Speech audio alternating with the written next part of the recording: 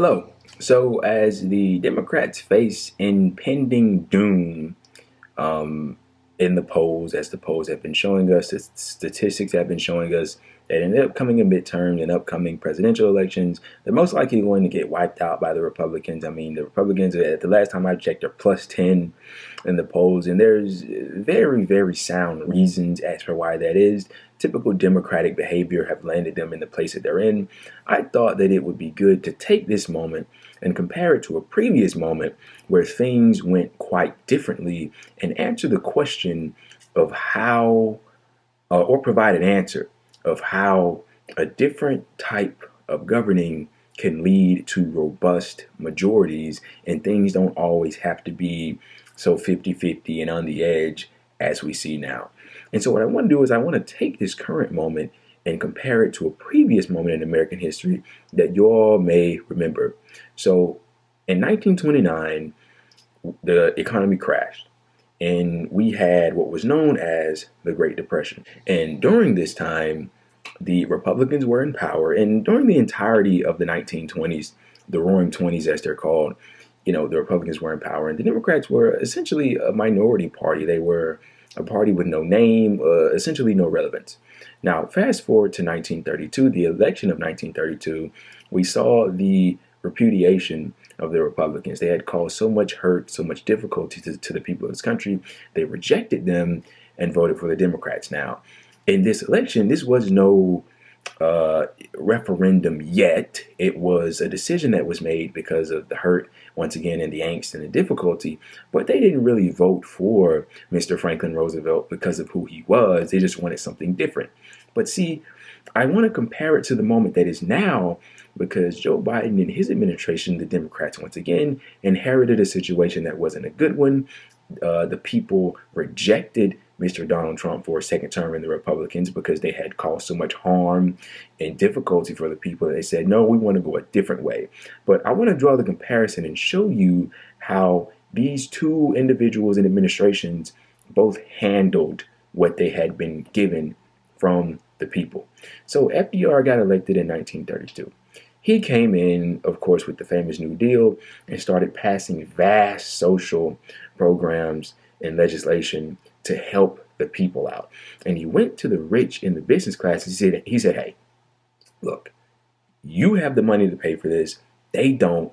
So you're going to have to step in. We're going to tax you and we're going to help these people out. And that's exactly what he did. He famously said, to the business class and to the rich, I welcome their hatred, something to that effect. And he passed things such as the following: the first ever unemployment insurance. So if you lose your job through no fault of your own, the government will step in and help you. He passed the first ever minimum wage, a federal jobs program that employed, I believe it was, at least 15 million people. Social Security was established, and he did all of this with the backing of a powerful socialist party at the time, a powerful communist party, and a powerful labor movement. You see, what the crash of 1929 did is that it showed people, the American people, that, hey, maybe you should join a union. Maybe it would be to your best interest if you were to organize and have solidarity with your fellow workers. And that's exactly what it was. And with this support, he was able to pass those legislations and take advantage of the moment. Okay? Now let's compare it to what Joe Biden did when he got in office. He got in office, he promised a lot, a $15 minimum wage, a public option, and an entire host of things, student loan debt cancellation. He's essentially done none of it. And the support that he has compared to the support that Mr. FDR had at the time is entirely different. And we're looking at a very, very grim future for the Democrats going into the midterms where the Republicans are up plus 10. So what I want to do is provide you a couple of facts regarding Mr. FDR and what his New Deal legislation did for him and his popularity in the overall Democratic majorities. So when FDR was elected in 1932, of course, that goes without saying, the midterms were in 1934. Let me give you just a quick little fact or couple of facts about what these midterms look like. So In 1934, the Democrats absolutely washed the Republicans, okay? So after passing his New Deal economic relief programs, the Democratic majority in Congress held to 319 seats in the House and 103 for the Republicans. So they had 319 seats in the House in 1934. The Republicans had 103. In the Senate, they had 69 out of 96 seats. Look at that kind of robust majority. And if you listen to mainstream media, they'll tell you, oh, well, the party that most recently wins the presidential election, will always lose seats in the midterms because that's just how it works. No, when you deliver for the people and you do what they're asking, they will reward you. Let's move on to the next presidential election. So the presidential election of 1936, this is what went on. Listen closely. His presidential opponent, Mr. FDR, his presidential opponent, won only 2 states in the Electoral College, Maine and Vermont. It was the worst defeat in presidential elections in U.S. history. This is after FDR was already president for 4 years. In electoral votes, Roosevelt won 523 to 8.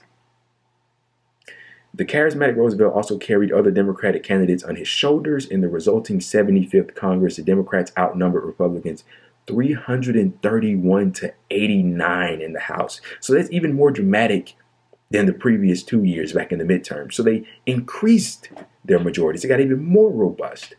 And 76 to 16 in the Senate.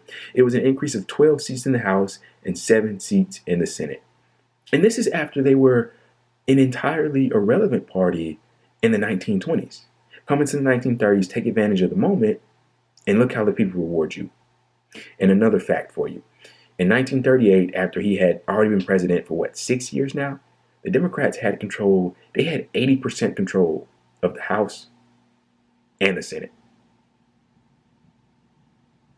Look, man, if you get in power and you govern for the majority and not the few, the majority will reward you. And what are we looking at now? The Democrats, they have this SALT tax provision in the Build Back Better agenda that's supposed to help the majority of the American people that they're selling to them. And I mean, that's essentially a huge tax cut for the rich, for the wealthy in blue states. I mean, they're doing everything wrong. I don't need to go down the line and hash everything out. I've done so in the past, in previous videos, but I just want to show you the stark disconnect that mainstream media gives to you of, oh, the country is split 50-50. And let me also give you something else. When Roosevelt was elected, the people that were voting for him weren't necessarily people that voted democratically all the time. No, they were voting for him because he improved their living situations. They liked his economic policy. That's why they voted for him. I mean, we could see those types of victories. I genuinely believe we could. It doesn't always have to be a person winning by a slim margin into the seat of the president or whatever. They can win if they actually had a platform and actually were willing to challenge the system and change things that were in the best interest of the majority and not the minority. And until that occurs, we will continue to see these continuous oscillations and cycles, from Democrat to Republican, from one party to the other, because neither party challenges the system. Neither party wants to actually do the kind of radical change that's necessary. Of course, there's righteous individuals in the Democratic Party, such as a Bernie Sanders or a Miss AOC, but my opinion on that. They're largely incredibly weak. Their voice isn't very loud, especially when surrounded by the corporatists and what have you, but we're glad that they're there, and of course we need them, but they need to get the people involved. FDR was largely successful because he got the people involved and he had a lot of outside support that was able to bolster him so he could do the things that he could do that made him the most popular U.S. president in history. And until we see even a resemblance of those kind of tactics, I don't see this continuous oscillation stopping anytime soon.